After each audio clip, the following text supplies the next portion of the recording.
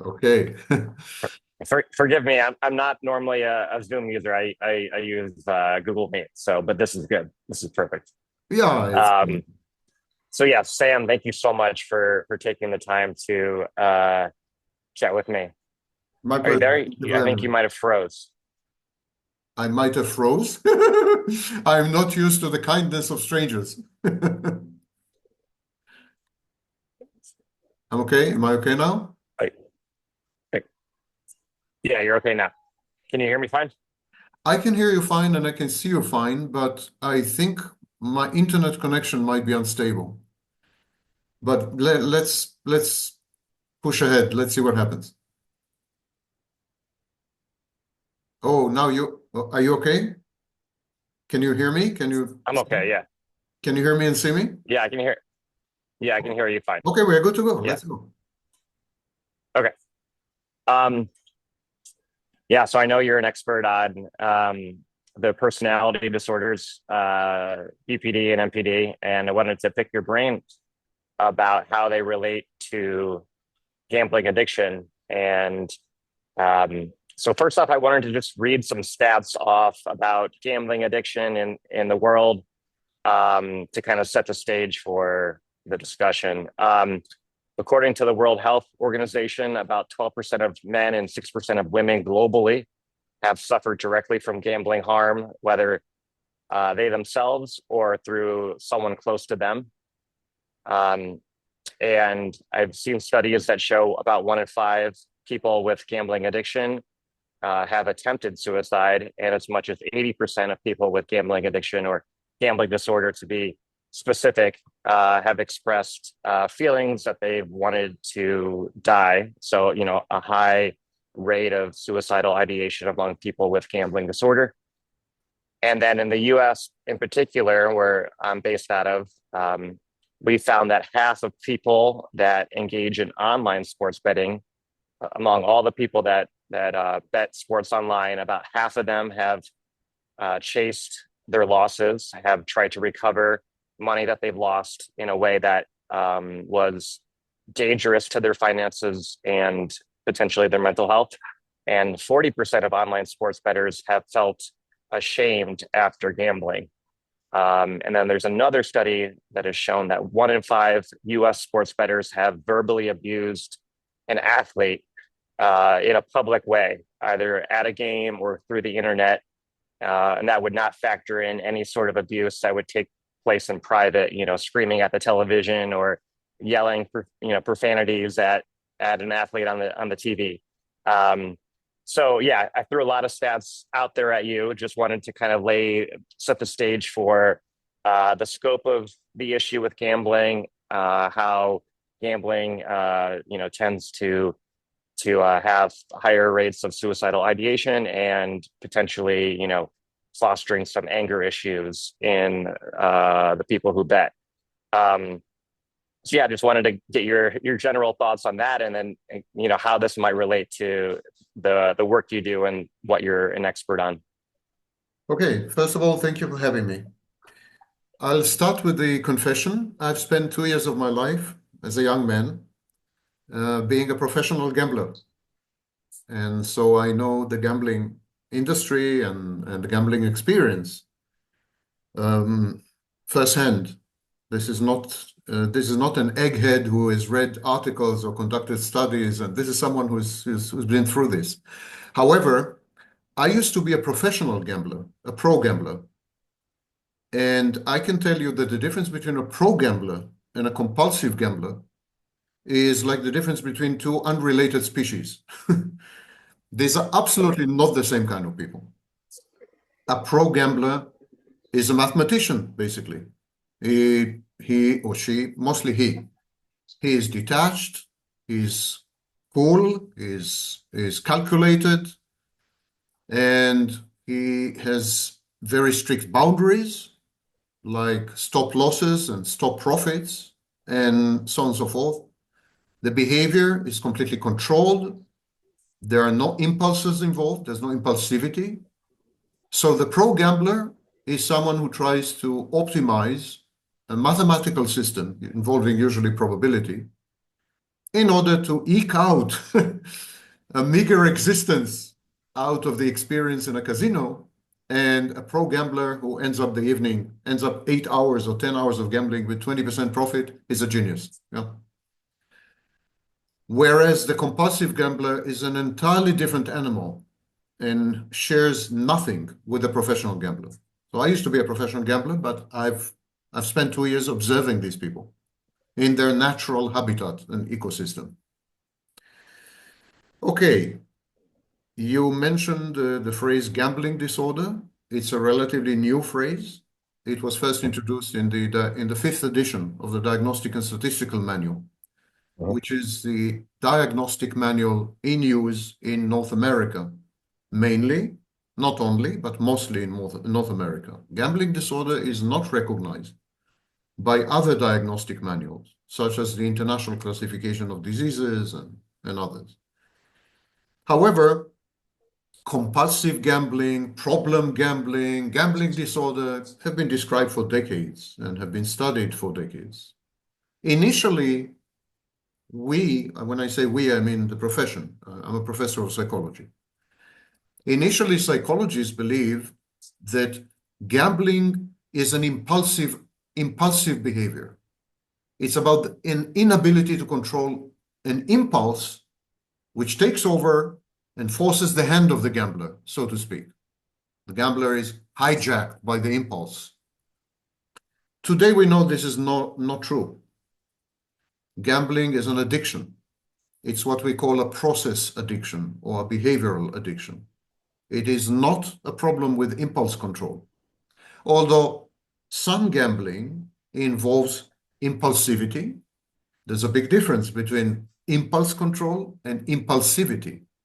Impulse control is the inability to channel or to control or to sublimate or to transmute an urge, a drive, something stronger than you that overwhelms you and drowns you and carries you along. Think of it as a river, an inexorable river. That's impulse control problems. Whereas impulsivity simply means that you make decisions on the spur of the moment. You're not taken over by something. It's just that when you're face to face with the need to make a decision, your decisions are based on intuition, gut instinct, tells, all kind of tells, signs and omens. And I'll come to it a bit later, magical thinking. Yeah. So there's impulsivity. There's no problem with impulse control. Actually, majority of gamblers do not have a problem with impulse control. However, they're addicts. Another thing that has emerged lately in recent research, recent studies, is that gambling disorder is not a compulsive disorder, and it is not an obsessive disorder. These are stereotypes propagated by the media, by show business, and by less than educated psychologists, I regret to say. And I will explain in a minute why we came to these conclusions, that it doesn't involve compulsion, doesn't involve obsession, doesn't involve a problem with impulse control.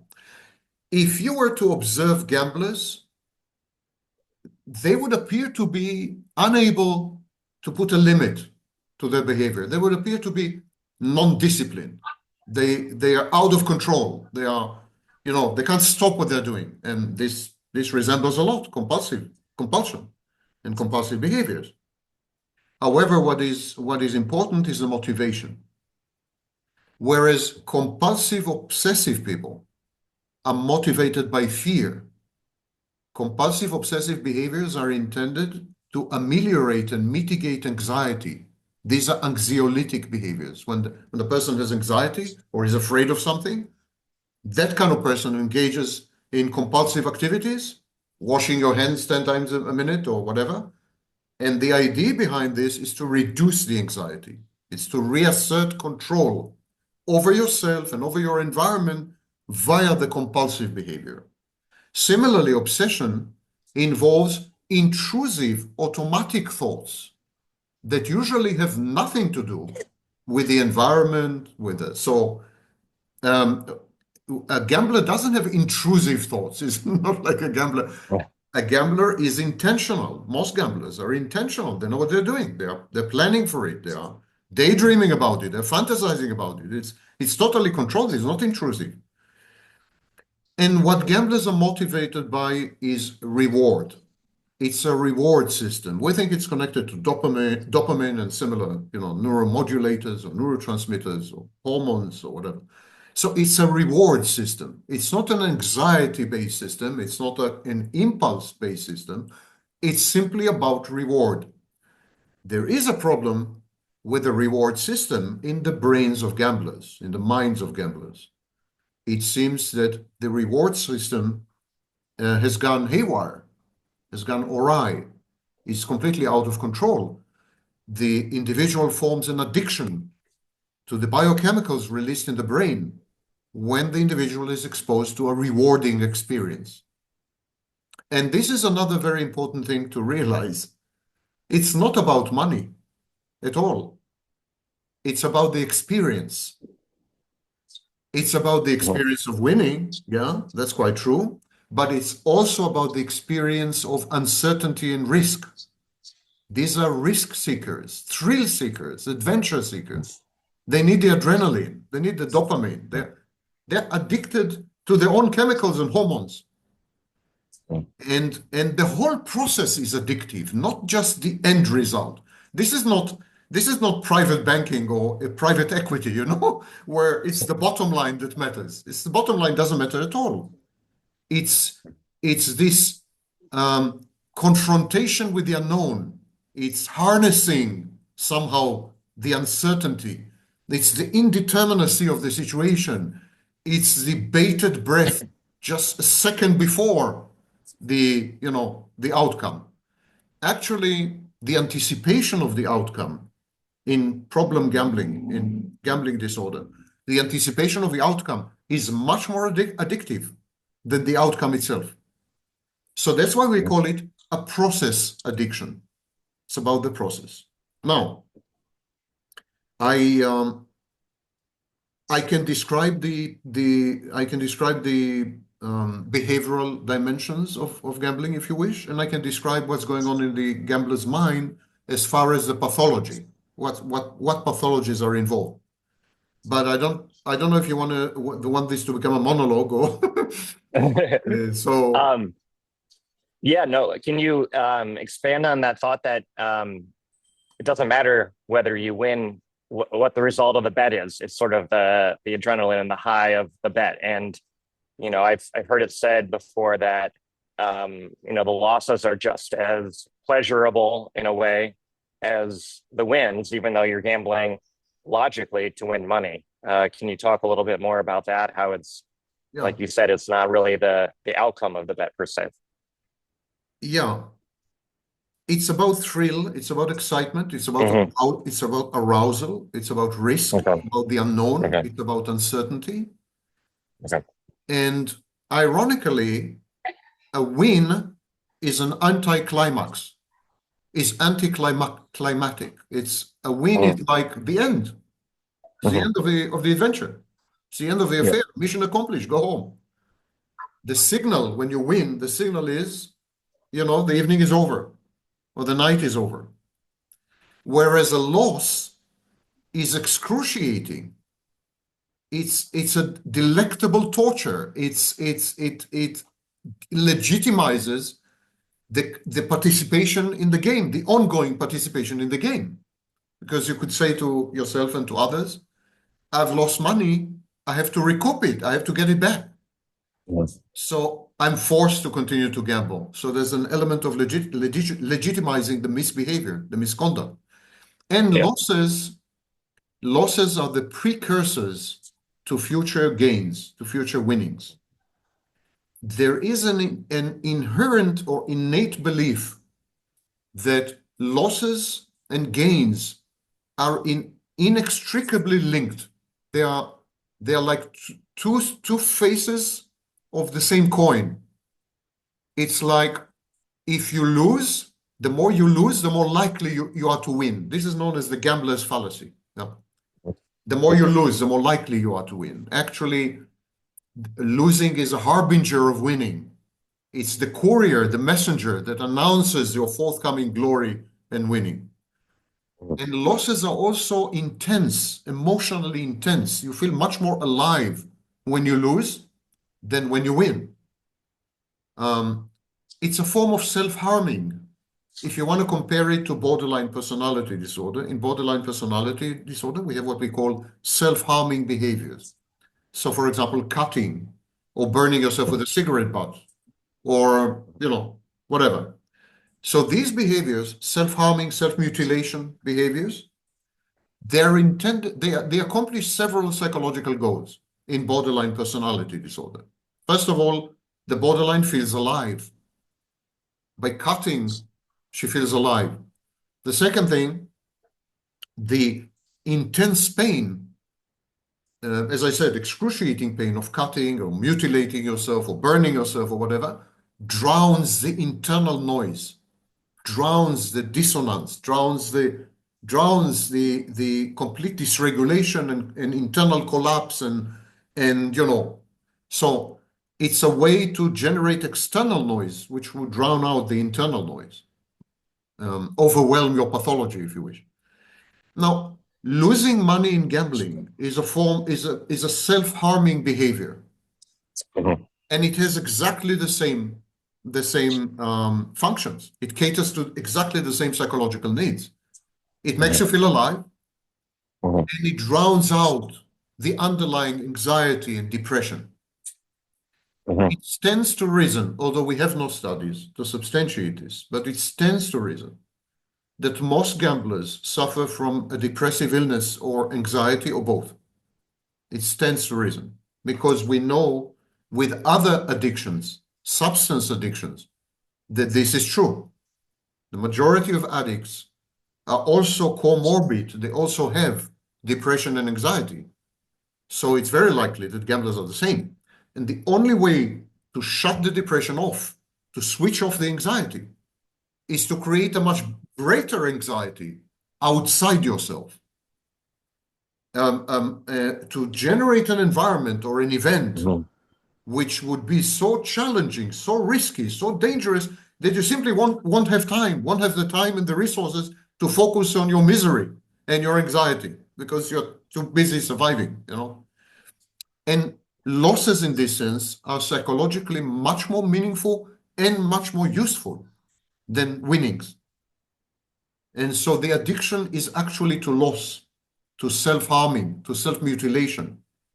It's suicide, incremental suicide. That's why many of these people have suicidal ideation and so on. So they're killing themselves softly, first financially, and then the gambling disorder spreads into relationships and the ability to hold a job and the ability to function and so on. Gambling disorder, the gambling behavior is persistent, it's recurrent, it consumes not only money but time.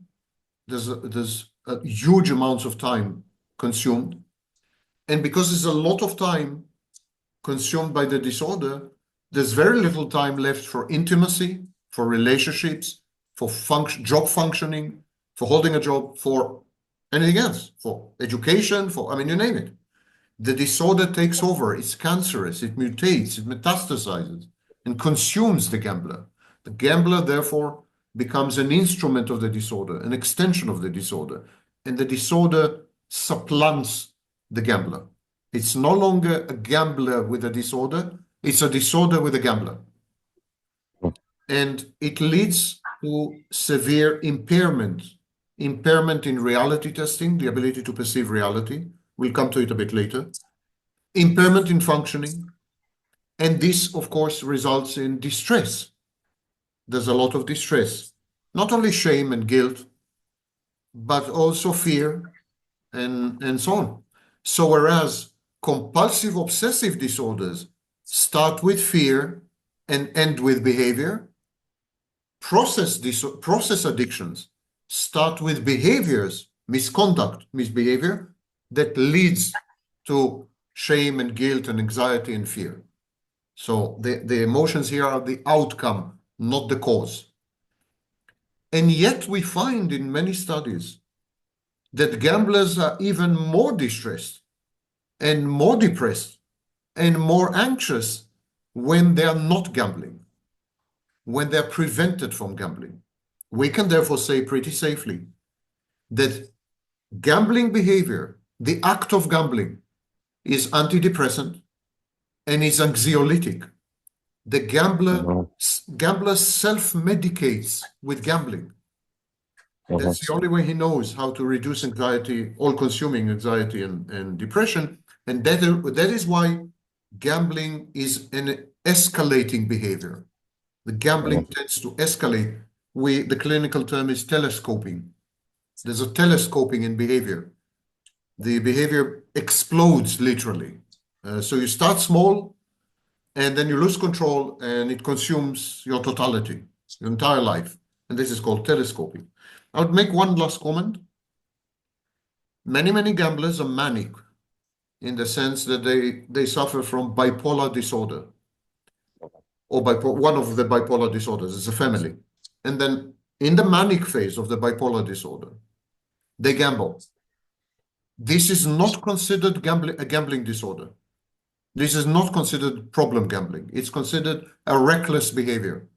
So in borderline personality disorder, in bipolar disorder, and so on, in narcissism, narcissistic personality disorder, and above all in psychopathy, psychopaths, they have manic phases where they perceive themselves as godlike, immune to the consequences of their actions, possessed of impunity, infinite impunity, untouchable, invulnerable, and then they gamble. And they fully expect to win endlessly. They fully expect to be on a winning streak. And they get very aggressive and very violent when they don't, and when they end up inevitably losing. And so we differentiate between manic and non-manic gambling. Only non-manic gambling is actually a gambling disorder. So this is general overview. Very interesting. Yeah, that seems like a very important distinction there. So would you say that people with bipolar disorder are more vulnerable to gambling disorder than, narcissistic personality disorder or borderline personality disorder? I saw a study that nearly 1 in 5 compulsive gamblers meet the criteria for NPD. And do you think that might actually be higher with regards to bipolar or borderline?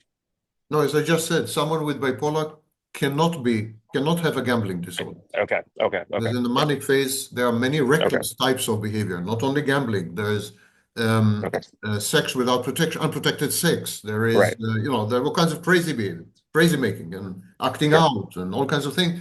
And we don't consider this a primary problem. We consider this a secondary derivative problem of the pathology. However, you're right.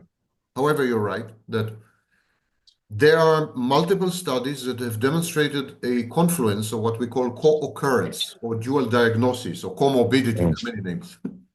A co-occurrence of gambling disorder and personality disorders, especially narcissistic personality disorder, antisocial personality disorder, aka psychopathy, and borderline personality disorder to a lesser extent. So this cluster B personality disorders are strongly associated, strongly correlated with not only gambling behavior, but a variety of self-soothing behaviors, a variety of risky behaviors, reckless behaviors, and a variety of types of acting out when you essentially lose control and do crazy things. And when we study the problem gambler, and when we study the narcissist or the psychopath, we discovered that they have an inordinate amount of commonalities. I mean, it's pretty shocking, actually. And if you want, I'll go into it. Sure. Yeah, absolutely. If you give me the okay. Yeah.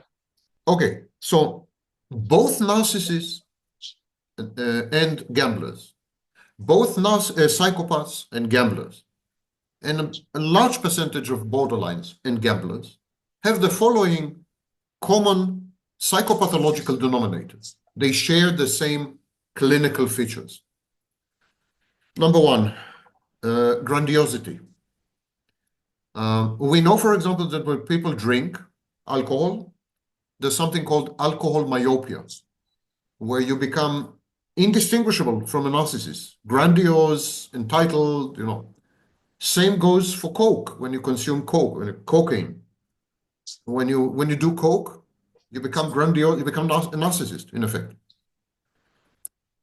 It stands to reason, therefore, that the emergence of pathological narcissism is a byproduct or somehow accompanies or even predisposes people to develop addictions, somehow correlated with addiction. We're not sure if it's causation but correlation definitely. And the same applies to a gambler. If you talk to a gambler, they're very grandiose. Now remember the distinction I made at the beginning, not a pro gambler. A pro gambler is actually very humble. The pro gambler has to accept the verdict of the roulette or the verdict of the blackjack table, or the verdict of the, whereas the gambler rebels against it. The gambler is defiant. And the gambler is not only defiant, but the gambler fully believes in his or her intellectual superiority or experiential superiority or ability to read other people. So if you talk to poker players, they will tell you that they're far better than any psychologist. Like they can read other people's bluffs and tells, and they're amazing at deciphering and decoding human behavior and so on. So the grandiosity erupts and taints and colors many, many statements and beliefs held by the gambler and what we know as the gambler's self-concept. It's very grandiose. I mentioned defiance. Defiance is actually a psychopathic behavior or a psychopathic trait. Gamblers are defiant. Defiant in the sense that they will not accept the verdict of probability in mathematics. They will defy. So they openly defy the odds. They defy the casino. They defy the inherent rule-based structure of the games. They defy the inexorability of what's happening. So there's a lot of defiance there. And the defiance is connected to entitlement. Gamblers feel entitled. They're entitled to win. It's not a question of, are you a good player or, they are winning is their entitlement. Like they deserve to win. They had it coming in the positive sense, And so the entitlement is a key clinical feature in pathological narcissism. Narcissists are entitled. They feel entitled to special treatment. They feel entitled to special consideration. They feel entitled to, you name it. They're entitled to it. They're entitled to your money, your wife. They're entitled. And similarly, the problem gambler or the pathological gambler or whatever feels entitled to an outcome that is always favorable. And when he fails to secure this outcome, he becomes aggressive and on quite a few occasions violent because of the entitlement. Like it's an injustice. When he loses money, it's an injustice. And not only an injustice, it's a conspiracy against him. So the roulette is tilted and there's a break or the cards are marked or you name it. I mean, all these. Or the sports game is rigged. The refs are corrupt or whatever. Yeah. The deck, too many decks, too few decks, or the player next to you is an idiot, and he effed up your game and so on. So we call this alloplastic defenses. Alloplastic defense is when you refuse to accept responsibility for the outcomes of your decisions and choices and attribute adverse outcomes to others, to circumstances, or to outright cheating and conspiracy, which usually is attributed to envy. So there's what we call conspiracism. Everything I'm describing applies not only to gamblers, but chiefly and mainly to narcissists and psychopaths, and to a lesser extent, borderlines. So you're beginning to see the affinity between these disorders. Next is lying. Gamblers lie all the time. That is common with all junkies. That is common with all addicts. Addiction and pathological lying go hand in hand, like an unbreakable couple, a romantic relationship there. Yeah. Gamblers lie all the time. They lie not only to others, there's a strong element of self-deception. There is also selective memory and dissociation. In other words, gamblers forget. There's amnesia. And when they do remember, the memories fit into a fantastic narrative that has little to do with reality. It's counterfactual. So there's a lot of that going on. Many of these apparent lies are actually not lies, but they're what we call confabulations. They are stories and narratives that are intended to make sense of what has happened, to imbue what has happened with meaning, and to provide purpose and direction. These are not lies in the sense that the liar believes in these lies. So it's not exactly lying. And it's very, very common in gambling. It's very common in narcissistic personality disorder, borderline personality disorder. Whereas the psychopath is a cunning, scheming liar. The psychopath gaslights you. Psychopath simply constructs a fantasy, but he knows the difference between fantasy and reality. The gambler doesn't. The gambler doesn't, and in this sense, gamblers are much closer to narcissists than to psychopaths. They do construct all-consuming, all-pervading fantasies, and then they fall for these fantasies. They believe in them. They propagate them. They immerse themselves in them. They use these fantasies to explain what is happening around them and to them, and then they try to convince others that these fantasies are not fantastic at all, but they're actually an accurate description of reality. For example, we know that gamblers tend to forget losses. They dissociate losses. And consequently, they have a completely distorted view of how the evening went. They remember very vividly the winnings, and they forget completely. They slice off the losses. And they get a very distorted view of risk to reward ratio, which impacts the decision-making adversely. There's the element of risk-taking or risk-seeking, thrill-seeking, seeking arousal by risking self-harm. And this is very common with psychopaths. Psychopaths are risk-takers and thrill-seekers and adventurers, and you name it. And so in this sense, gamblers are psychopathic. In this particular narrow sense, they're psychopathic. They are addicted to sensations. They're addicted to thrill. They get aroused by risk and danger. The risk and danger of losing your money time and again. And all of them engage in what is known as magical thinking. Magical thinking is a primitive psychological process which is common between the ages of 18 months and 36 months. Some people carry it forward to the age of 6 years, but it's unheard of after 6 years. I mean, among healthy, normal adults, it's unheard of. Magical thinking is the belief that your wishes, your cognitions, your thoughts have an impact on the environment. That if you just wish for something to happen strongly enough, it's going to happen. That if you just want something, with all your being, if you want something, you're going to get it. That the universe will rearrange itself, or the casino will rearrange itself to cater to your dreams and fantasies. Why? Because they are intense, because they're all-consuming, because you're in it in an uncompromising manner. So this is magical thinking. And also the belief that thinking, cognitions, thought processes can somehow break the code. Like the belief that you can invent systems to break the casino or to break the roulette or whatever. These are known as martingale. Martingale is kind of system.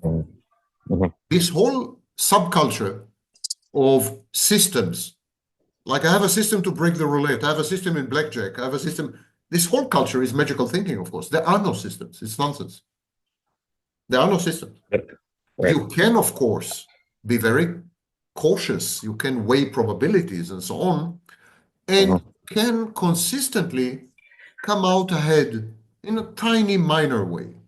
When I say consistently, in a typical month, you can come ahead 16 days. For 16 days, you can reverse the advantage of a casino to some extent, but that's not a system. That is discipline. Just discipline. You play long enough and you're sufficiently disciplined, you eke out a profit. And the most important thing with a professional gambler is when to stand up and go home. Yeah. That's by far the most important thing. Not a system, not mathematics, forget all this bullshit. That's magical thinking. Well, the The casinos don't want advantage, this customer, right? The sorry, casinos don't want this player. The casinos don't want this player, they and they don't might like kick this you player. out. They blacklist you. Yeah. Yeah. The only way to beat the casino is to not play. Mhm. So you start the game, you decide in advance, if I lose 20%, I'm going home. If I make 20%, I'm going home. You're disciplined, you follow this rule, you're going to come ahead to some extent. You're going to make 2-3% a month, maybe. Like a good government treasury bond, something like that. End of story. All the rest, the martingale, as they call them in Europe, or the systems, as they call them in the States, or whatever, that's magical thinking. It's a belief that with your brain power, you can crack the code and so on. But there's no code. There's no code. It's simply constructed to take your money. End of story. Mhm. There's no code anywhere. And finally, there are cognitive biases.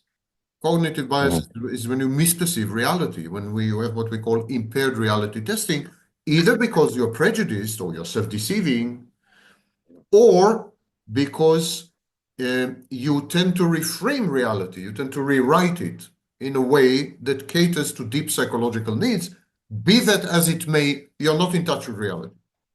So this is known as cognitive biases. So an example of a cognitive distortion would be grandiosity, where you think that you're godlike, whereas reality begs to differ, in most cases, begs to differ. So this is a cognitive distortion.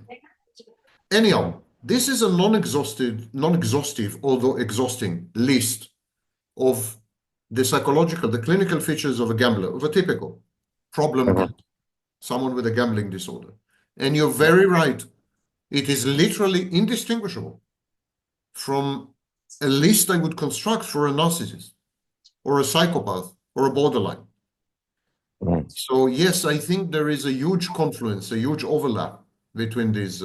I think gamblers are people who believe that they're entitled to special treatment by the universe. They misidentify money with love. When they win, they feel loved. They feel accepted by the universe again. The process of losing and winning is addictive to them because it involves grandiosity and magical thinking and all these sick dynamics.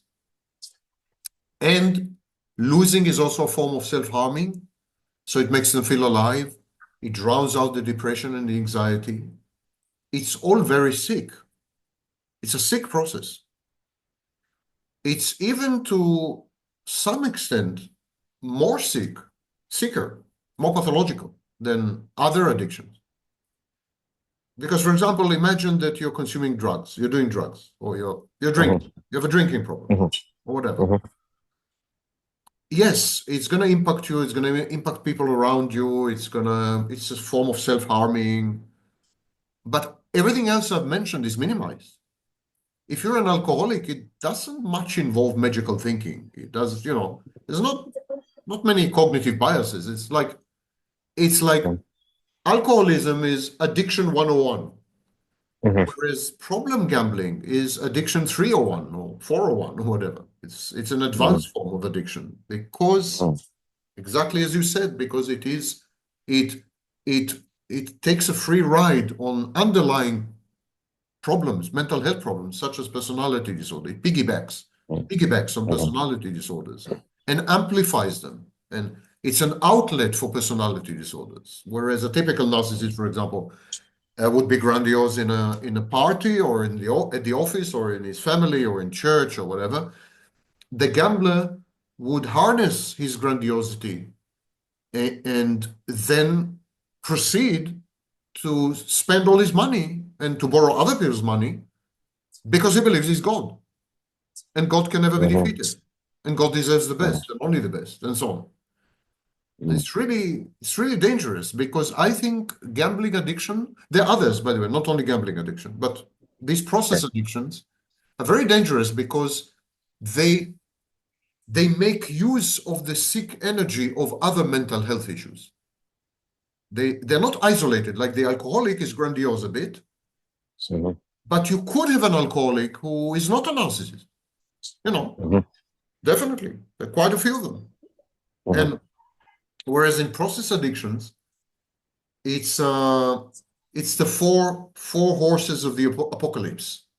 They're all Mhm. collaborating. So it's Mhm. really that's why gambling addiction is thoroughly destructive to oneself, to one's family, to one's I mean, absolutely, absolute devastation. A wasteland leaves nothing behind.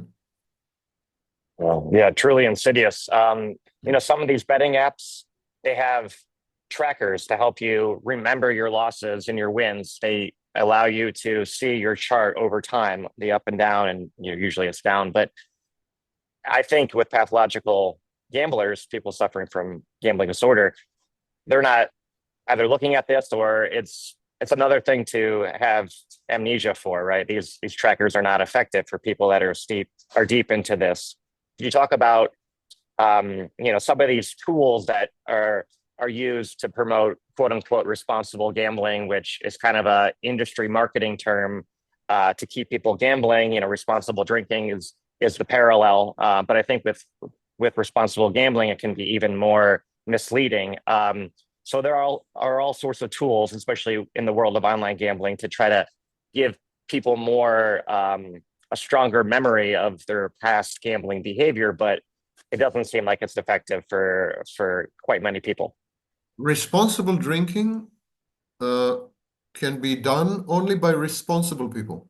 In other words, the people who drink responsibly don't need responsible drinking aids. Mhm. The people who gamble responsibly, and there are such people, don't need Mhm. don't need responsible gambling aids, and they don't need trackers or all this nonsense. They don't need all this. Yeah. This is make believe, complete make believe. Either you have innate discipline, and then you don't need any of this, or you don't have innate discipline, and none of this works. Listen, when we're talking about gambling, we imagine casinos and poker games, smoke-shrouded poker games or what have you. But there's Mhm. gambling everywhere. For Mhm. example, there's something called technical analysis. Technical analysis is an attempt to predict future prices of stocks, commodities, you name it. And they have these Mhm. pseudo-mathematical techniques where they analyze graphs. They have candles and candlesticks and momentum and I don't know what other types of nonsense. It's complete unmitigated balderdash. It's nothing to do Mhm. with reality. I happen to Mhm. have a PhD in physics, so I feel comfortable to say this. So, and yet, serious people, including Wall Street firms and banks, they use technical analysis to predict prices and they bet money on this. Mhm. That is absolutely problem gambling. It's absolutely an institutional gambling disorder. And I give you one example. There's only one example. Gambling is everywhere.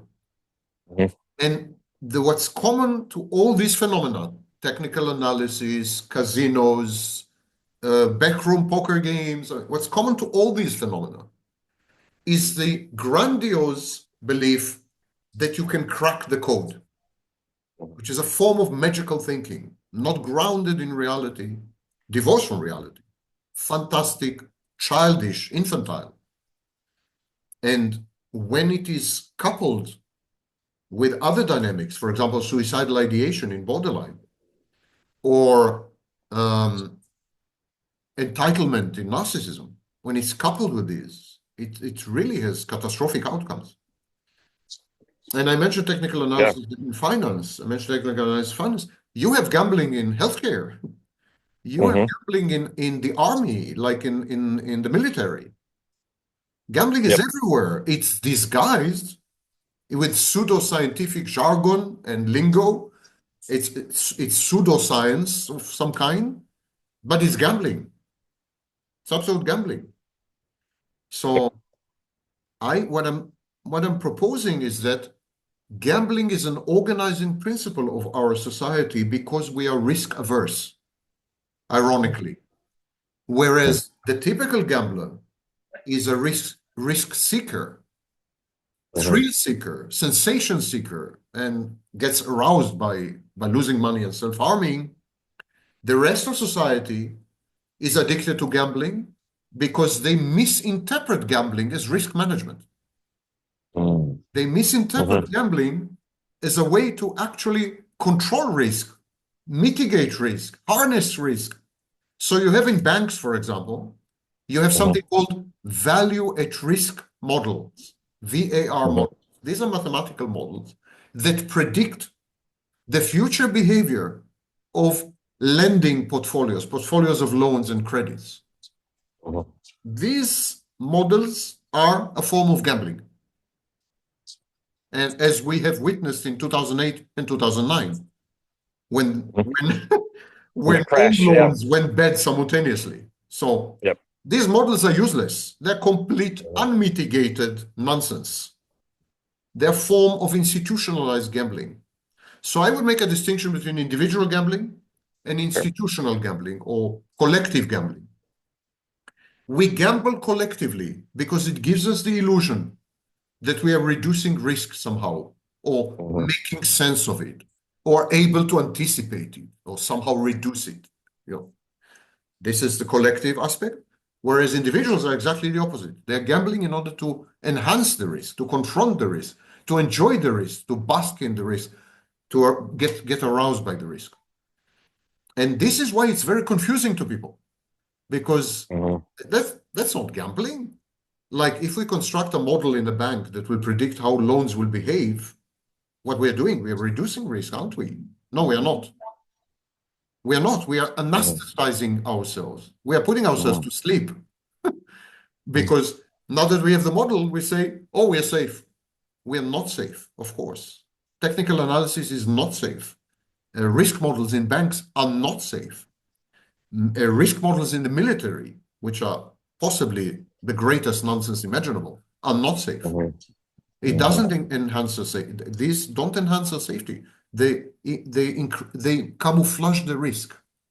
They put us to sleep. They anesthetize us. Absolutely. I don't know if you're familiar, but there's a kind of a controversy in the U.S. with U.S. military bases having slot machines, and a lot of people think these are predatory devices to have for that population. So that's a little bit of an interesting aside there. But you talked about in other videos, you've talked about kind of the rise of narcissism, or like where the world's been overtaken by narcissists at the highest levels in this world. Do you think there's any sort of connection there with gambling being so ubiquitous, and whether at the institutional level? I know it's woven into the economy, but being so normalized maybe at the individual and group level, with this kind of world we live in with you could call it maybe peak narcissism in a way in society. Do you think there's any connection there with gambling being more popular than ever, and our world kind of being run by some pretty prominent and powerful narcissists? I think a bigger problem, I'll come to you, I'll answer your question, but I think a bigger problem is that we have normalized probability. We've normalized probability, even as we eschew risk, even as we hate risk, we are afraid of risks, we are actually phobic, we are risk phobic already. We don't want to take any risk whatsoever, even the tiniest, opening a can of beer. We don't want that. It's risky. So there's a phobia of risk on the one hand, and we believe that probability is the antidote. So we have normalized probability. But probability cannot mitigate risk. Probability in most cases, with the exception of the insurance industry, probability enhances risks, increases risk. And we see this in technology as well. Artificial intelligence is a statistical tool. It's a crowdsourcing tool. It is constructed on what is known as large language models, which are essentially a collection of billions of texts and so on. And then what the chatbots do, they use statistics, they use probability.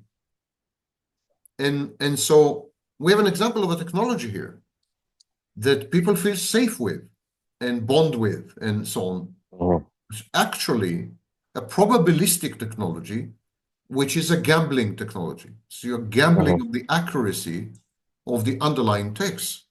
They're not vetted, they're not curated, they're not analyzed. They're garbled up.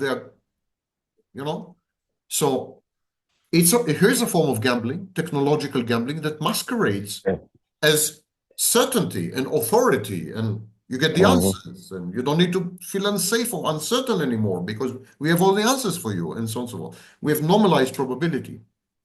Now, narcissists, psychopaths, and so on, they're risk takers, as I said, and they're magical thinkers.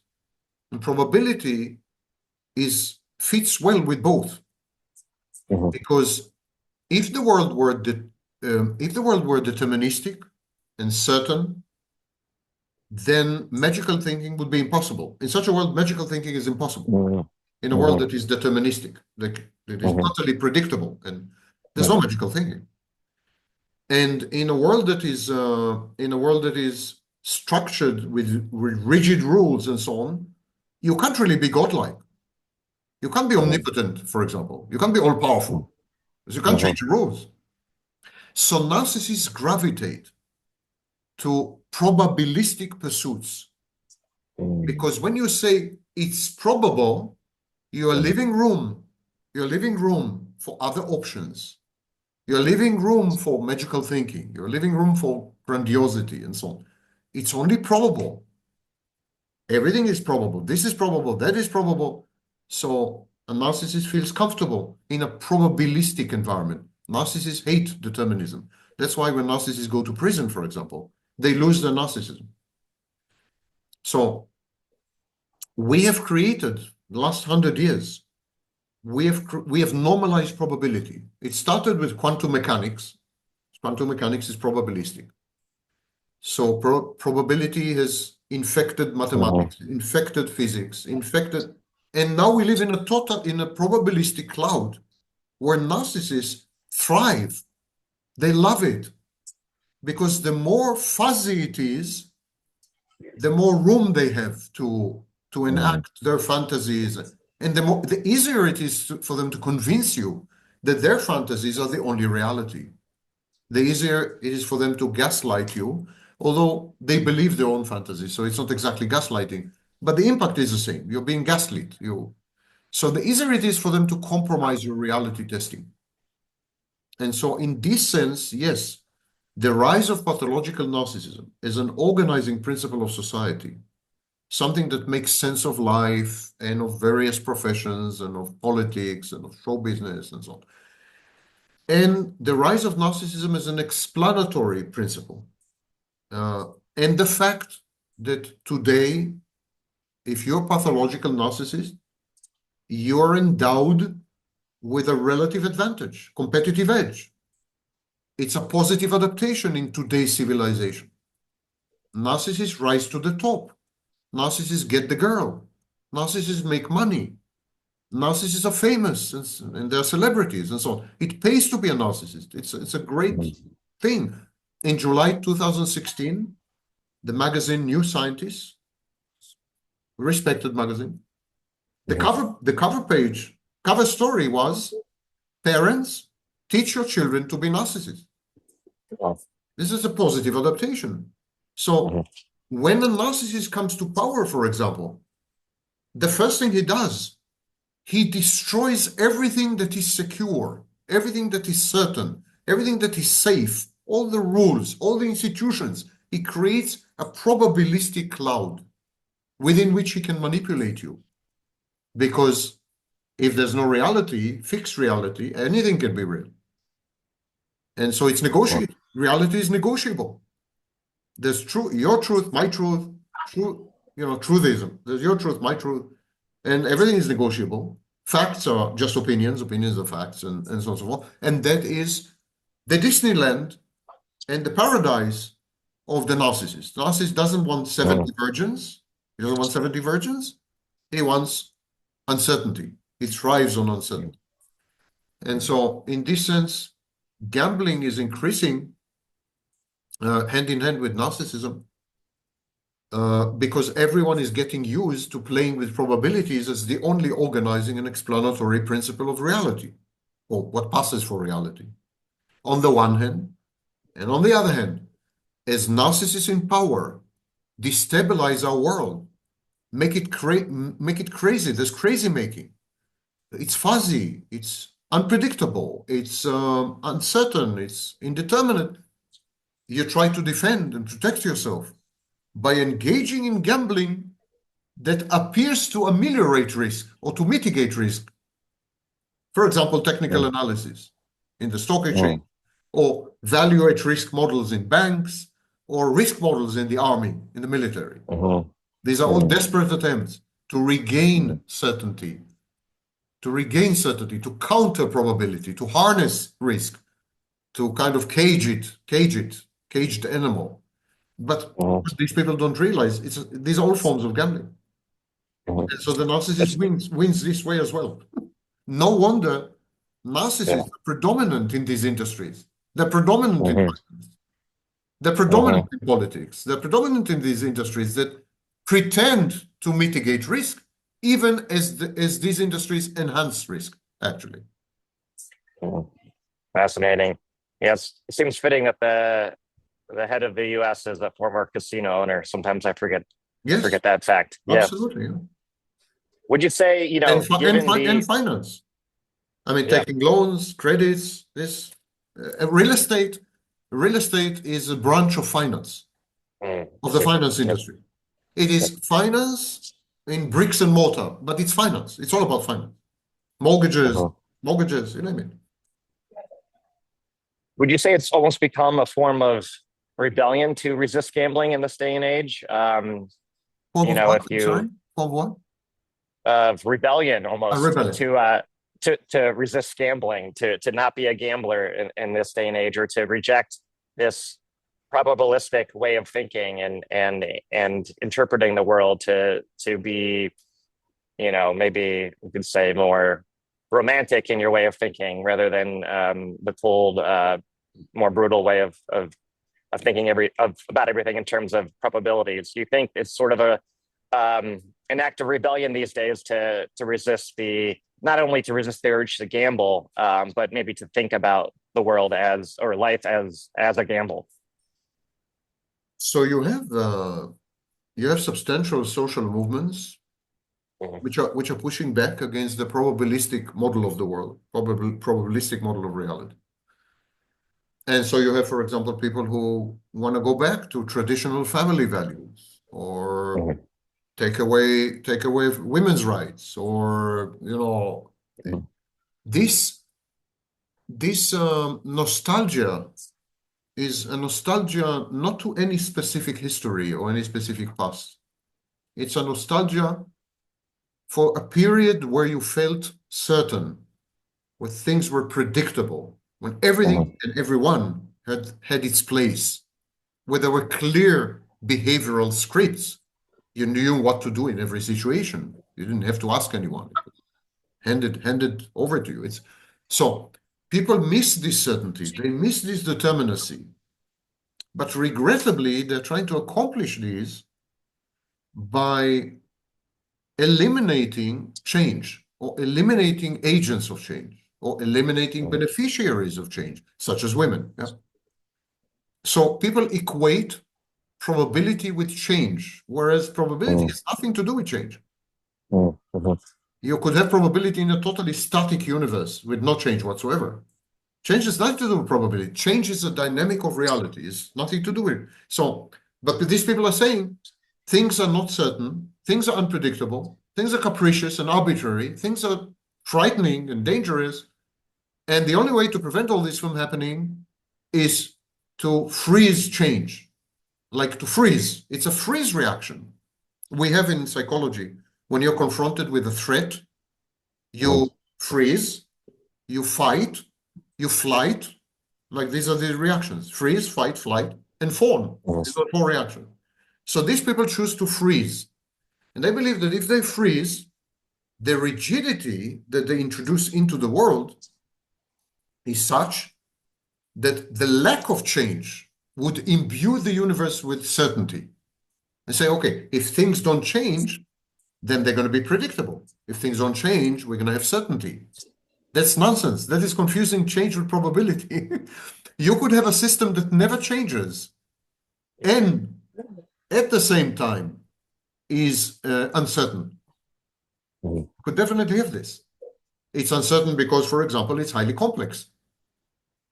So it's a system that never changes, but it has so many interacting components that you can never predict the behavior of the system. Actually, we have such a system. It's called mathematics. In mathematics, nothing ever changes. Ever. Like ever. So there's no change, zero change. However, it is so super complex that mathematics is always indeterminate. This is known as the Gödel theorem of incompleteness. It's a foundational concept in mathematics that if you construct a mathematical system, it will be either complete or inconsistent or consistent. You cannot have both. So either you will have a system that is probabilistic, unpredictable, and so on and so forth, but complete, or you will have a system that is complete, like these people want, so it's a complete, unchanging, rigid system, but it will be inconsistent. It will always be unpredictable. So, and this is why we are seeing all the mess nowadays all over the world, because people are confusing these 2 concepts. They're trying to arrest change. They're trying to stop change. And this creates added turbulence, added volatility, added risk, added uncertainty. They don't understand that. They don't understand that actually dynamical systems could be completely stable and static systems could be completely chaotic. They don't understand this. They can't wrap their minds around this. Yeah, gambling is you can veer into politics and philosophy with gambling as a launch pad. Yeah, it's fascinating. I wanted to maybe go back to just it on the individual level and ask you about, gambling is called, some people call gambling the hidden addiction. I know you can hide many addictions, of course, but I feel like I've seen gambling sort of maybe get that crown in a way. Some people give it that distinction as being the easiest to hide from your family and your loved ones or your friends.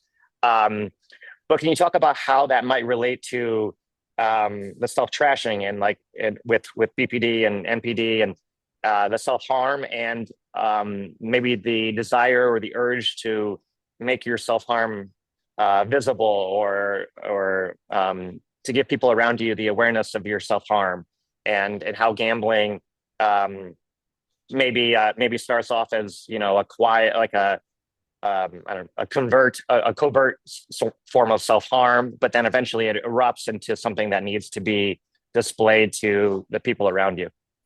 So first of all, I beg to disagree. I mean, anyone who has worked with alcoholics, as I have, I've worked with alcoholics for years in rehabs and so on. They're great at hiding their alcoholism. Absolutely great. They're the best in my view. So I beg to differ. I think many addictions involve covert activities, hidden activities, camouflage, disguise, and so on. Second thing, it's not true that self-harm is a cry for help. It's not true that self-harming is ostentatious. On the very contrary, if you talk, for example, if you observe borderlines, they cut themselves and then they cover it with long sleeves and all kinds of things. The minute you see someone with a long sleeved shirt in summer, that's a borderline, disguising her cuts, hiding her cuts. So self-harm is not a cry for help. It's a common misconception, even among professionals. Self-harming is about feeling alive and a way to self-soothe or self-medicate against underlying depression and anxiety. These are the 2 main roles of self-harming, and gambling is no exception. What happens with gambling is that it involves money, whereas many other addictions, they're not about money, mostly. I'm not talking about like Schedule 1 drugs, or I mean, they're very expensive, but most other addictions, process addictions and so on, they're not really about money. Like you could be an alcoholic on a shoestring budget. It's not a big deal. But gambling escalates. This is the process of telescoping. So it's a process, telescoping process behavior, process addiction. It escalates, and you tend to double your bets whenever you lose, and then redouble them again, and so it's complete. So at some point, you have to begin to use other people's money. And that's where you out yourself. You're stealing money from people, you're borrowing money from people, you're convincing other people to invest in a gambling venture of some sort, and so on. That's why it's very difficult that's why the self-harming in gambling becomes evident, but it's not ostentatious. It's not like the gambler wants other people to know that he or she is in trouble and is asking for help. It's just that gambling is a fire. It's like a fire, forest fire, a bushfire. It consumes immediately everything and everyone around it. Whereas other addictions are not telescopic addictions. They are not. They don't proceed that way. They actually, for example, in many addictions we have a very, very long plateau of behavioral plateau. So, for example, a typical alcoholic escalates over decades, over years. Like a typical alcoholic would drink 1 glass a day, then a year later would drink 2 glasses a day, and maybe 5 years later will escalate to 5 glasses a day. And similarly in smoking, people usually end up on a certain level, and they keep this level for decades. Like they escalate initially from 1 cigarette to 10 cigarettes, but then the rest of their lives, they're going to smoke 10 cigarettes. They're not likely to escalate to 2 boxes of cigarettes and then to 20 boxes of cigarettes. Like there's no, it's not. Whereas in gambling, you can start with $1 or $10, and the next day you are in for 100, and the next month you're in for like $1 million. And I'm not exaggerating. You mortgage your home, and you steal your wife's and your college kids' college funds and what have you, and this could escalate within 30 days. So that's why there is the impression that the gambler has been hiding this. It's just that the latency in gambling is much shorter, much narrower, and therefore the shock is much bigger. Like with an alcoholic, 1 glass, 2 glasses, 10 years pass, 3 glasses. I mean, you get used to it. You get, as an observer, as a family member, as a friend, you get habituated. He drinks. Now, but with a gambler, it comes as a shock, because one morning you wake up, and there's nothing left. No college funds, no home, no car, no nothing. And so you say to yourself, SOB, this guy was hiding it from me. Well, it's not true. It started a month ago. There was nothing to hide. The escalation is unbelievable in gambling. Unbelievable. I've seen people come in and lose everything they've had. Everything in one evening. I've seen it with my eyes multiple times, more times than I can count. Losing like everything they've had in one. Listen, I'll tell you a story. A personal story, if you don't mind. One day, I was sent. There was a consortium with people.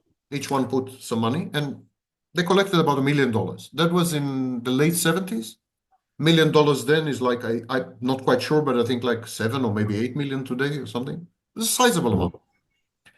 So there was this consortium, and they collected a lot of money, and they gave it to me because I had a good reputation. I was making 20-30% a year, but it was stable. I was always making 20-30%. So they gave me this huge amount at the time, huge for me. I was a kid. And but they coupled me with a mob figure. They send me out to gamble, but they send a nanny or a minder who was a mob figure. He was a mobster. a senior mobster, actually. And so this guy was traveling with me everywhere, monitoring that I'm not stealing money or hiding money or whatever. You know, it's difficult. And then one night, we made so much money, they closed off the casino. It was in Spain. They closed off the casino, they shooed everyone out, and we continued to gamble. It was only me gambling, the entire casino, entire floor. And he was sitting next to me, and we made a fortune. And then he took the money and he gambled all of it. We're talking millions of dollars. He gambled all of it that single night. We finished the night was over. It was 4 o'clock in the morning or something. We ordered a taxi, could hardly afford. On the way, he threw up, exited the taxi, he threw up. There was a guy who was cutting other people's ears and, making sausages out of them. I'm kidding you not. Not the kind of guy who throws up easily and gets frightened easily and so on. He said, we're dead. Both of us are dead. I mean, that's our last few days on earth. We might as well enjoy them. Just coming back to Israel, we're dead. But I'm telling you this story to demonstrate the telescopic escalation in gambling. He knew that he's signing his death verdict. We sorted it out. I'm alive, as you may notice. So. But he knew, at the time, he was absolutely convinced that he's signing his death verdict. And yet he could not stop himself. And we're not talking like $2,000 or $20,000 or whatever. We're talking millions of dollars alone in the entire casino, surrounded by half-naked, half-clad girls with drinks. I mean, they want to get you drunk, and And I didn't drink at the time, of course. As a pro gambler, you don't drink, you don't smoke, you don't do anything, any of this. But he couldn't stop himself. He couldn't. That's the kind of thing I'm talking about. Wow. Yeah. What do you make of this idea? There's kind of a conspiracy theory around it where the casinos want you to win it first, so you're more easily hooked on it. Obviously there's no It's one of the attempts to crack the code. They wanted to win it first, so you win and you walk away and so on. Listen, casinos are highly regulated. Everything is inspected multiple times. Yes, they bribe people and everything, but they don't need this shit. No. They just don't need this. They really don't need this. The inherent advantage in a European roulette is 3%, more or less. The inherent advantage in an American roulette with 2 zeros, it's like 5-6%. They don't need this. There is no game, and that includes baccarat and blackjack and you name it. There's no game which is inside the casino and where the casino doesn't have an advantage. Casino is not a nanny state, is not your sponsor, is not in love with you, is not your family member. They want your money. All the games in the casino, not a single exception, dice, schmice, you name it, all of them, have an inbuilt advantage. And this advantage is no less than 2%. No less than 2%. End of story. Why would they engineer or reverse engineer the roulettes and let you win? Who are you that they would let you win? What are you, a Saudi prince with $100 million? Monitor. I mean, there is a desk supervisor, the guy who, they are monitoring whether you're doing things you shouldn't be doing. Stealing money, the cameras, everything.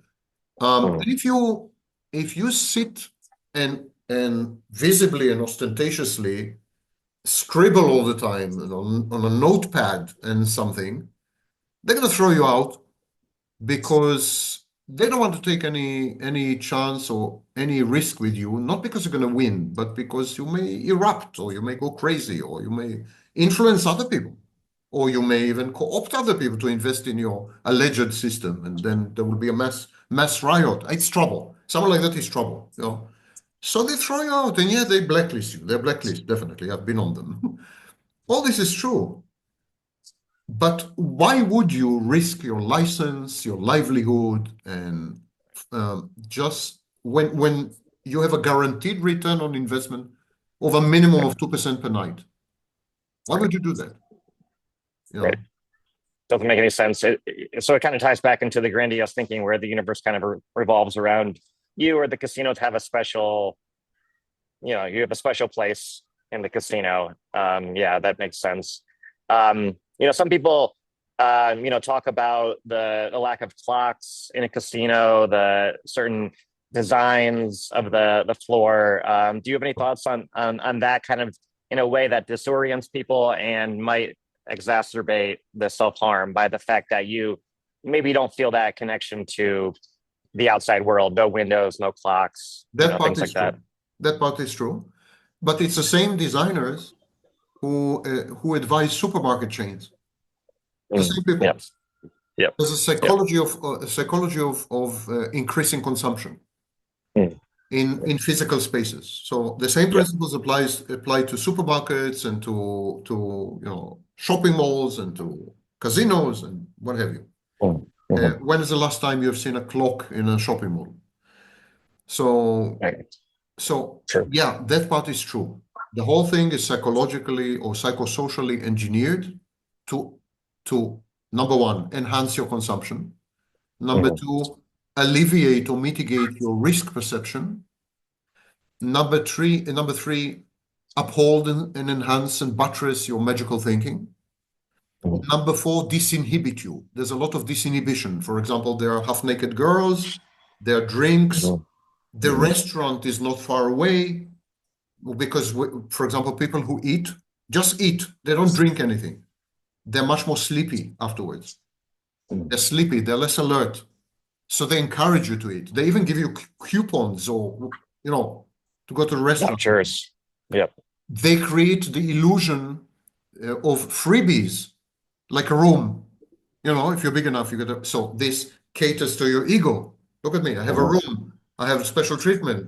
So they cater to your grandiosity. Absolutely. The color scheme is very selective, and each of the colors is coded, and each color has a highly specific psychological impact. There's a discipline there's a field in psychology for this. So all this is true. That is not conspiracy theory. That part is true. Right. And then with the gambling apps, a lot of people, especially in the U.S., are moving to gambling apps rather than the actual brick and mortar casino. Obviously the younger generations are moving to these various websites and apps for gambling. Do you obviously those apps lack some sort of social element to them that you might experience in the casino with the people around you and the drinks and all that. Would you say that these apps are just kind of piggybacking on the addictive designs that have already been well developed from social media apps, which I think were also developed from kind of the slot machine mechanics, with like pulling down on your screen to refresh all your notifications and whatnot and see what's happening. It's sort of like a reinforcing thing where these gambling apps are learning from the social media apps, which learned from the gambling companies in the first place. Do you have any thoughts on this? Yeah. We are transitioning to an age of atomization, an age of Mhm. self-sufficiency.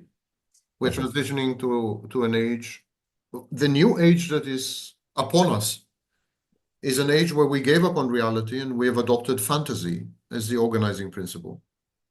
And so now everything is fantastic. Political parties are fantastic. The metaverse is going to be a fantasy. Social media, Mhm. forms of fantasies. It's all fantasy. So that's one thing. And the second thing, we've given up on other people. We've even given up on other people when it comes to sex, where theoretically people Mhm. are indispensable. At least their bodies are. But we've given up on that as well. The Mhm. frequency of sexual activity has precipitously collapsed. So even this is not a sufficient incentive to spend time with another person. So the new age is going to be atomized. You're going to be all by yourself. You're going to be self-sufficient, technologically and otherwise. And you're going to be immersed in fantasy, or other people are absolutely unnecessary. They're even, I would say, obstacles or hindrances. And I think dating apps and gambling apps and they all cater to this newly emergent world. And if you want sex, you're going to have a sex doll, or if you want romance, you'll have an AI companion, and that's the world we're gravitating towards. I think people have discovered that other people uh, are a burden, that it sucks to be with other people. Other people are difficult, they're burdensome. The juice is not worth the squeeze. The price is not worth the price. I mean, choose any. It's not worth it. People discover it's not worth it. And now, for the first time in a long time, technology allows them to be all alone, all by themselves, and feel self-sufficient and gratified. Dopamine hits, adrenaline hits, you name it, and everything is you can turn it off at any minute. You don't pay a price. It's cost-free in emotional terms and social terms. It's cost-free. You pay a monetary price from time to time, but even that is completely controllable. And so why would I spend time with other people, have to accommodate them, smell them, talk to them, be aware of their vulnerabilities and sensitivities? Who needs this shit, It's so I think that's the future. I think places where human warm bodies, places where warm bodies congregate are a thing of the past. And gambling, therefore, will lose many, many dimensions and aspects which were essentially psychosocial, and gambling will be reduced to the core, will be bare bones. Future gambling will be bare bones. And what's the core? Magical thinking, entitlement, grandiosity, fantasy. That these would be the cornerstones of future gambling, not human interaction, not drinking, not socializing, not ostentatious displays, none of this. You will go on a gambling app because you want to feel godlike, because you want the thrill and the arousal of the unexpected, because when you lose, it's pathetically and crazily and pathologically gratifying, because when you win, you feel divine, because you believe you can somehow influence the outcome magically, and it caters to the extremely primitive layer in our brains, the reptile brain, if you wish, or the infant brain. And it's therefore irresistible. Gambling apps are infinitely more irresistible than the casino. Infinitely. And so it might become a pandemic. Especially if gambling apps link themselves to social media, to the financial industry, to crypto assets. Imagine a network where, for example, you can own X, Twitter, and you can gamble through X. And in order to pay your losses, you can tap into your wallet, your Bitcoin wallet. And it's all integrated. And finally, your winnings are credited to your bank account. And you don't see a human face, you don't hear a human voice. It's all anesthetized. And so imagine such a world. I think that's the future of gambling. Gambling is going to become integrated with multiple other platforms that are all intended to isolate you, atomize you, and convert you into 1,000% consumer. No other dimensions. If you're on Facebook, on Instagram, on TikTok, and you have a wife, that's bad for business. Because the time you spend with your wife, or the time you waste with your wife, is a time that could have made Mark Zuckerberg much richer. Is not going to let you spend time with your wife. Is not going to let you have children. Is not going to let you experience intimacy. Is not going to let you waste your time outside the immersive confines of the fantasy that he's building for you. And trust you me, in the metaverse, there will be virtual casinos. Yep. For sure. Absolutely.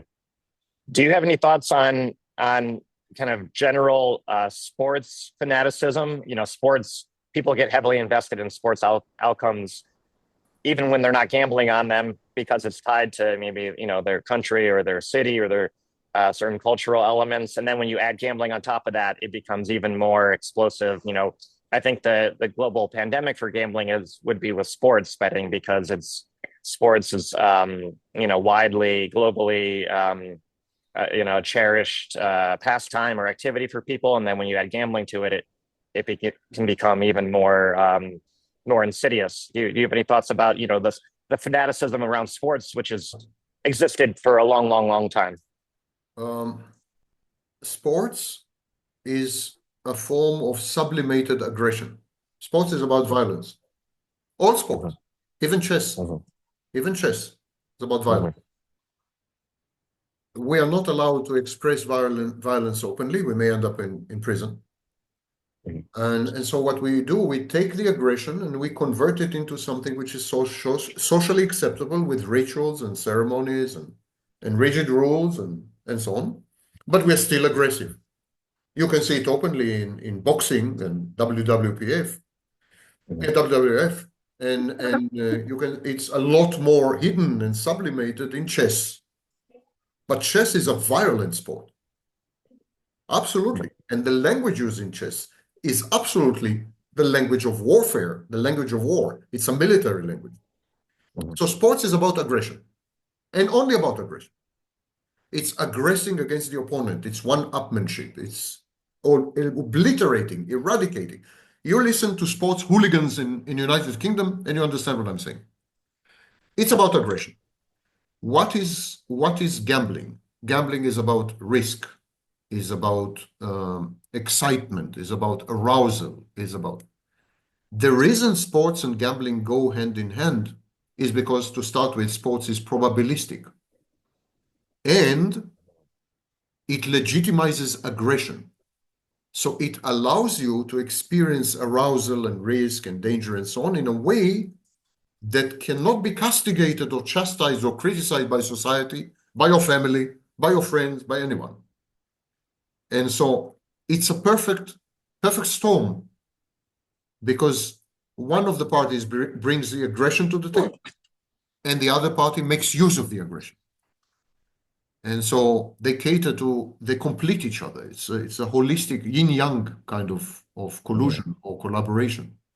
Ultimately, the sports bettor, the guy who bets on sports, he brings into the activity, he brings the aggression of the sports, and then this is legitimized aggression, and then he uses this aggression to create a risky or adventurous or dangerous situation, which could yield profits or losses, which are equally okay. Loss is also fun. Could yield either outcome. The reason this is terrifying is because sports is a social activity. It requires living, breathing bodies at this stage. I know it's been 100 years, but at this stage. Whereas gambling is fast becoming an impersonal, atomized pursuit in the comfort of your living room. So I think the interface between them is abnormal, unnatural interface. And I am not quite sure what's going to happen in the future, because gambling and sports went hand in hand because they were both social activities. But now one of them is becoming a technological activity, whereas the other has remained social. The other is Neanderthal. It's a Neanderthal activity, whereas gambling is high-tech, is cutting edge. So I'm not quite sure whether it's going to sit well in the future. I'm not quite sure. And I think something will have to give. Either sports would have to be converted into a technological enterprise, fully technological, with, I don't know, AI players, or I don't know, embedded chip in the brains of athletes, something. It will have to acquire a predominantly technological aura. Gambling will revert to a social activity, football clubs, which I don't believe. I don't believe. I think gambling is going to change the nature of sports, because gambling is the main financing arm of sports. Sports is financed like a huge percentage by gambling. Gambling is the financing infrastructure of sports. So sports has to accommodate gambling. As the nature of gambling changes, sports can't remain the same, cannot remain the same. And so, for example, I don't know what's the future of stadiums. I don't know what's the future of stadiums. I don't know what's the future of flesh and blood players.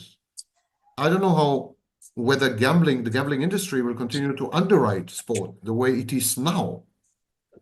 The way it is now, sports is also very limited because you have a limited number of players, limited number of viewers. I mean, it's a very limiting proposition, paradigm. Yep. And so if you technologize it, it opens enormous vistas. For example, you could have games taking place in front of 100 million viewers. Why not? You could pit your technological team against someone else's technological team in real time or across continents or multiple times.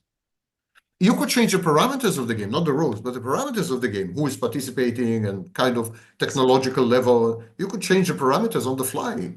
If you convert athletics and sports into a 100% technological pursuit, this will multiply the industry dramatically. Yep. Open vistas, which are unbelievable. And I think this is an irresistible proposition as far as the gambling industry is concerned. And it is the main financier, and ultimately money talks. Mm-hmm. Sport walks, but money talks. I think. Yep. I think that's the future. I agree. Yeah, there's already been some efforts to debut what they call virtual sports in the US, which are, computer-generated renderings of games, and you can bet on them year-round. There's no off-season. Your favorite players you can at any time of day, any time of night, you can wager on your favorite virtual athlete. Yeah, but I'm thinking more along Second Life. I'm thinking about a complete ecosystem, not you have a virtual version of the social. Right. But you have another reality, another universe. Yeah. And you as a gambler, you enter this universe.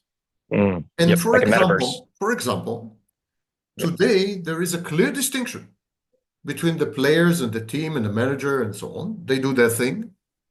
And the gambling is a derivative. It piggybacks on the action.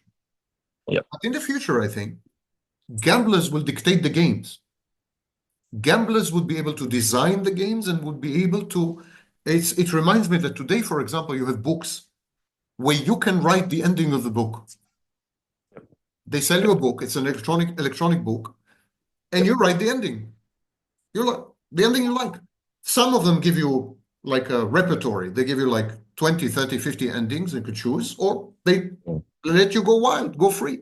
And you write the ending.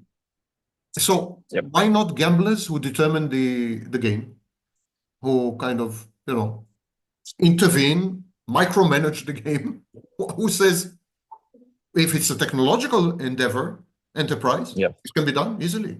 It reminds me of custom medicine, where the future of medicine is that the medicines will be tailored to your genetics. Not two people will be taking the same medication. So imagine that you're a gambler. You're gambling on a football game. I'm gambling on a football game, but it's not the same football game. I'm going to have my private football game. You're going to have your private football game. And we're going to tailor it any way we want. It's endless. Endless. You convert sports into a technology, a total technology. I mean, this will become the greatest, hugest industry imaginable. Like, it would dwarf the military, it would dwarf pharmaceuticals, everything. It's nothing.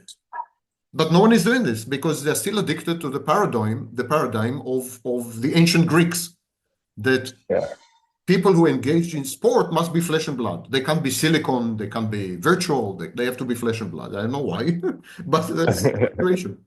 We have transcended the patience of our viewers, I'm convinced. It's 1 minute and 34 minutes, 1 hour and 34 minutes. Yes. I won't keep you too much longer. I just have a few more things I wanted to circle back on. The piggybacking concept is really great, and I think it touches on a lot of things here. May I say something? If you have a few more things, I would be delighted to talk to you again. But I think it would be counterproductive to do it now. Okay.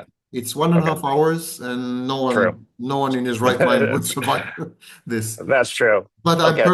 perfectly willing. I've enjoyed this. I'm perfectly willing and to engage again. So just write to me and we'll set up another date. Part two sounds good. I think Yeah. and it'll be good. I'll have some more follow-ups to Because you said what you said I have a today. few more things, not like another. Yeah, No, okay. that's true. Yeah. Okay. Yeah, and I wanted to ask you about, the hope at the light at the end of the tunnel for people with gambling disorder and maybe BPD and MPD, and like how you could treat these potentially, how you could Oh, improve your, that requires so part two. That requires part two. part two, yes. Okay. That alone requires part two. Yes. Okay. So Okay, that sounds Brian. good.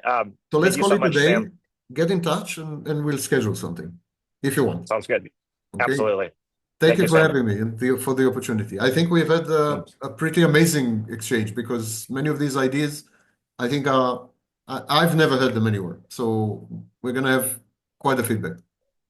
Absolutely. I think this was a groundbreaking conversation. I hope people feel that way. Okay. Sounds good.